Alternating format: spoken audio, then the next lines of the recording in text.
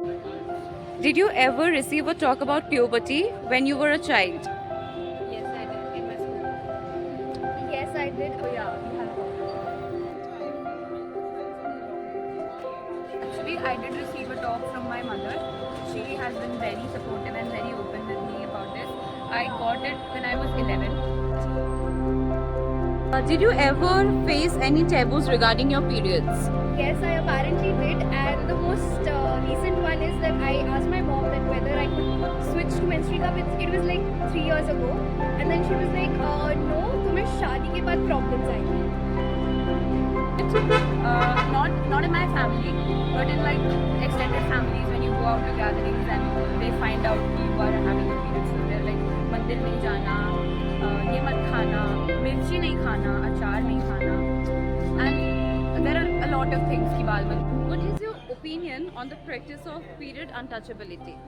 And I think it's basically that shouldn't be happening because periods doesn't make a woman untouchable. It's just a natural process of a human body and it's natural. It's nothing. It's a taboo basically. It shouldn't be there. It should be not looked as that it is untouchable. It should be looked as if, okay, she is in pain. She needs that time to rest. That is why people ask not them to cook or take, do any work so that the lady can rest. It's not in a way that, oh, you are not able to touch somewhere. That's not the idea. The most irrelevant and the most absurd practice that people have. It is very ridiculous and pathetic to think about it, even think about it, because it is a natural phenomenon in the female body, in all female animals and human beings as well. So I don't think that there should be untouchability on behalf of this. So it is very pathetic to even think about. I find it really ridiculous. I don't think that it is anyway related to like untouchability or something. It's not like kind of disease which will actually get transmitted to. So I don't think. Important to normalize discussions about periods, or do you accept the traditional stereotypes? I obviously, for obvious reasons, I'm the modern day man, and I strongly feel that we should make a difference in how we talk about periods, menstruation to the younger generations. Basically, it's very important to talk about periods among young girls. They don't know what impact it does on them and what periods basically are. When I got my first period, I started crying. I didn't know what was happening to me. I thought I was injured and bleeding. But then I had my friends and my teachers to tell me, no, it's alright, it happens to every girl. So it happened to me after I started. I think it would have been helpful if I had a prior knowledge about it. Very important, of course, to keep peace in the family and all those. Do you believe that we live in a period-friendly world?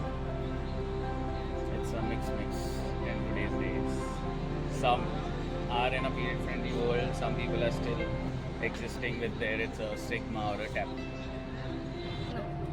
If I specifically talk about myself, I think I'm a very privileged person, that I am living in a world where the taboos are very minimal. But if I look at other people, because I've been to rural areas for educational practices and all of that, I still see women using cloth. So I don't think, that's just a paradox that we are living in. So I really can't say that we are living in a free world. And if I look at myself, yes, I think. Where do you see challenges in moving towards a period-friendly world? People still have a very regressive mindset towards periods. There are still stereotypes and taboos attached to it. So the first step would be to raise awareness, and then second, to take a step. I guess we have to address it from the very ground level, and that is like the major hurdle that we have. I guess most of the people in rural area, for them it's a stigma. They don't get proper hygiene care. Cliche thing that that sanitary napkins are still getting wrapped in newspapers and in a black polythene. I think that needs to be changed.